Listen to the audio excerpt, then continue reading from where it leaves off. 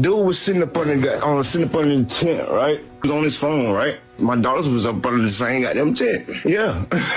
So I'm paying attention to my kids, but at the same time, they're in the same vicinity. So I'm watching everything going on around it because I'm there for my children. So dude walks up. McKellen, bro, he wasn't even under the tent at the time. They came from a whole separate tent and walked over there.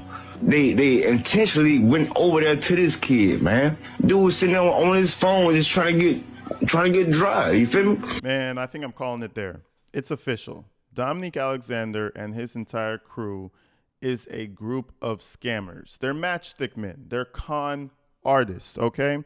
And you know, Sarah Fields has been tearing this guy's whole life apart ever since he came onto the scene, or at least onto her radar.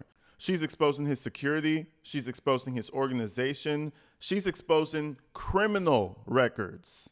And this is the main thing that we're talking about today is criminal records. Because do you remember Adigan Threat? That's the chief of security, and that's the man that leads directly to that recording that you just heard. Right? But first and foremost, before we even get to that recording, we have to understand who Adigan Threat is. Remember, this is the lead security of the New Generation Action Network, quote unquote. It has been proven that Adigan Threat doesn't even have a license to be a security, but this goes even deeper. You know, social media is one hell of a thing, and that digital footprint is a motherfucker because we have all the records of Adigan Threat. And this man is not some saint. He's not some person that you would want as a security detail. And on top of all of that, we have this same man releasing quote unquote eyewitness audio all over the internet. Now, we're going to listen to that audio later, but take it as you will. I don't know if that audio is very trustworthy coming from this type of a man. But anyways, let's go forward and let's just see who we're working with. Adigan Threat, just a wonderful, upstanding citizen of society, of course, right? Let's go ahead and check this thing out.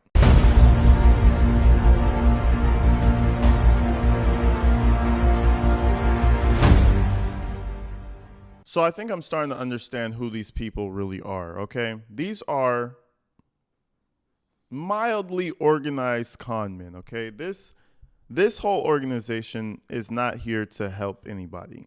They're here to suckle as much money as they can as a group. They're a collective of people who make money off of tragedy. Now, I know I've been loosely saying that for a while, but this really confirms it. Why would this man specifically be his chief of security? Specifically Adigan Threat. And I like how his name is actually threatening. But you know, why would he be his chief of security? Right? Now, we've seen this picture, but we didn't know who this man was. Let's show you another picture. You know, smiling. What they do, in my opinion, is when something really bad happens and it's racially charged, that's what they need to jump onto. It has to have that racial tension so that they can jump onto the family and start to almost intimidate them with possible outcomes. Like, oh, if you don't hire us, then your son might go to jail for the next 100 years. Or if you don't hire us, they might hang him. They might do a public execution. I feel like these two come into play and they start putting these things in the family's mind. Because again, who has been talking for the family? Dominique. That's the only person. Other than that, Karmelo Anthony's mom only spoke like one time. This guy is the one pushing this narrative. Now we're going from this picture directly over to a mugshot. You know, do you recognize that man? Same guy, huh? You know, Adigan Threat, DOB 10/07/1973, age 49, a fake security officer. But it gets better. You thought that was the only mugshot? Hold on now. You thought that was the only one? There he goes. Oh, look, the dreads are growing. Okay, we see some growth, brother. Clearly, there's some growth in the hair, but not growth in the mind because he's in fucking jail again doing mugshots. Now, again, everybody, people make mistakes, man. I have a mugshot. You know, I'm pretty sure some of my subscribers have mugshots. But what are you in there for? Me? Ganja. Easy. I'll tell you from now. If you ever find a mugshot of AG Tactical, it's really old and it's definitely over ganja. You know what I mean? Shit. Let's see what his charges are all about, because I'm sure it's just over like weed or like over something stupid, right? Now, ladies and gentlemen, forgive me. This is blurry, not because of my recording software, but it's just the picture is a bit blurry. But this is a comprehensive criminal summary, obviously provided by Sarah Fields, because she gets to digging. Okay? She digs so I don't have to. She goes hard. But anyway, defendant details.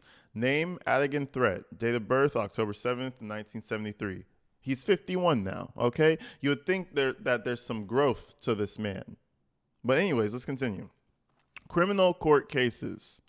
Unlawful carrying of a weapon, Class A misdemeanor. Assault, simple Class A misdemeanor. Assault, family violence, Class A misdemeanor. Let's just keep going. Possession of marijuana, Class B misdemeanor. Okay, I don't give a fuck about the weed. I think weed should be legal everywhere because it's a waste of goddamn time.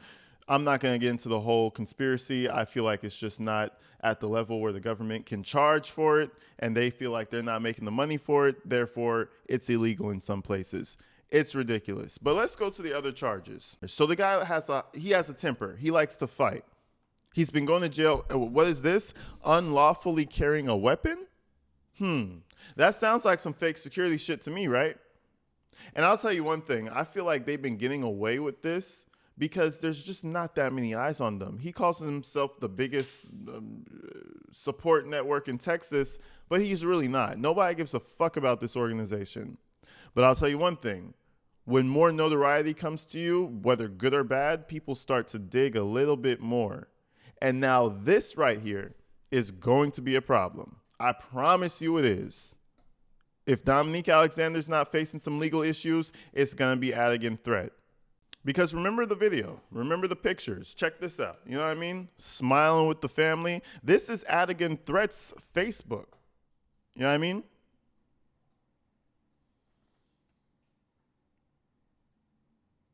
The man is out here parading like security. This is his cosplay outfit. Imagine this is your life, bro. You wake up as fake security and actually start taking some pictures for the gram. This shit is sad, bro. Go fill out a job application and stop scamming people. And here's another picture. Now remember, these were the guys who were just holding his hand. This is security. This is big security. They're absolute jokes. And we're going to continue with his arrest record right now. So we move on. It says, other citations, KPS warrants, 3 traffic, KPS warrants, no driver's license, no motor vehicle inspection, no registration. Basically a bum. Like, that was probably me when I first got out here for a little while. Just filthy, raggedy. How are you still raggedy at 51, sir? You haven't figured out that insurance yet? You haven't figured out that license yet? It says chronology highlights May 9th, arrest misdemeanor for marijuana. June 1st, deferred adjudication, $100 fine. June 14th, probation successfully completed. Okay, good job. September 14th, 2005, arrest for assault on family violence charge. October 17th, separate assault charge filed. 2006 and 2005, assault docs dismissed September 25th and November 1st. So I guess he got those dismissed later on. June 15th, arrest for unlawful carry of a weapon, traffic fines, mugshot taken. May 4th, 2023, UCW information filed, case active as May 14th, 2025. Current standing, as of May 14th, 2025, Mr. Threat has no open felony cases or outstanding warrants in Dallas County. The sole active member of the UCW misdemeanor case, whatever, which remains pending with no records. This report consolidates publicly available Dallas County and third-party background data. It is not legal advice. Now, the current standing, I think, is something that Sarah Fields filed about him being a security officer. I'm not exactly sure, but that one current situation that he has going, I think is because of the situation now. And this is what I was talking about when I meant, like, things like this will pop up if you have skeletons once movement starts to happen, negative or positive. And clearly, Dominique Alexander, regardless how he got it, has some eyes on his name right now. And he's probably going to wish he didn't. But let's move forward, right? So now that we know who we're dealing with, we got Adigan Threat. Let's go ahead and listen to what he had posted on his social media, which allegedly proves that Karmelo Anthony was attacked by the Metcalf brothers, and this was nothing more than simple self-defense. Let's go ahead and check this out. Like crazy bad. Everybody trying to get back to their cars or get in, places where they, wouldn't get all extra with it. Dude was sitting up under the tent, right? He was on his phone, right? My daughters was up under the same goddamn tent. Yeah. So I'm paying attention to my kids, but at the same time, they're in the same vicinity. So I'm watching everything going on around it because I'm there for my children. So dude walks up. McKellen, bro, he wasn't even under the tent at the time. They came from a whole separate tent and walked over there. They intentionally went over there to this kid, man. Dude was sitting there on his phone. Now, the whole story from all eyewitnesses, and I'm going to let this thing play, from all the other eyewitnesses is that he came under the Metcalf tent. Now, this man is flipping this all over on its head. He's saying that these boys just saw him and came to him. Now, my only thing about that whole story is why not show your face? We need to see your face. Go to the news. Go to the police. Give your police report. Right? You saw something crazy. Walk your ass over there to that police station and say you have an eyewitness statement that must be taken down immediately. Why in the fuck would you come on social media to say this dumbass shit? All them other kids, all them other people, all them other teachers gave the police report. It is shit not making sense to me. The ominous voice chat, the ominous voice call that explains everything. Man, listen, if you don't get the fuck out of my face, first and foremost, let's see your face. Just trying to get dry. You feel me? One thing went from another. They grabbed this man and they tried to punch on dude. Dude went in his bag and what they went to try to jump this dude and punch on this dude, man. And he protected himself, dude. That's what happened. Yeah. It wasn't just one. It was both of them, bro. Austin, that dude that got unalive, and his brother physically went over there to intentionally. It's not to the point that he brought a knife. For one, it wasn't on school property. The school is at least 5 to 10 miles away. It was community track meet, bro.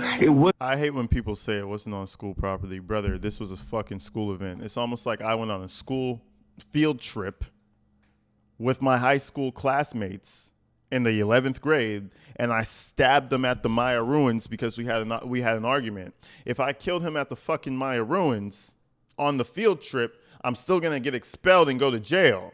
Oh, it wasn't on school property. Boy, sir, go back to sleep. Go to bed because you're clearly tired. I'll give you some grace. Go to fucking bed. Okay, it's the weekend. Get some rest. It wasn't a school track meet. Oh, that was the whole video? Okay, so that was basically it. What do you guys think about the audio? Is it credible? Is it bullshit? And, it's funny, the person who reposted that was Adigan Threat himself. Adigan is what we call a really good cosplayer.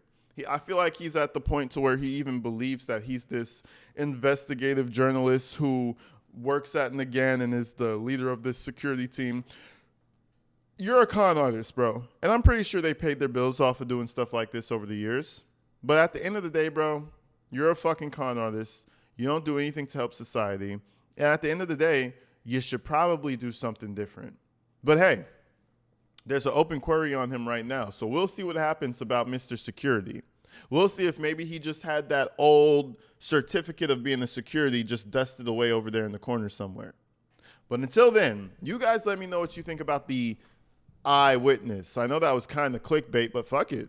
That's what he said he was. He was an eyewitness, right? You guys let me know what you think. I'll see you real soon. I love you guys. Stay inside, stay safe. Don't fall for race baiting fucking morons. That's the lesson for today. I'll see you real soon. Peace.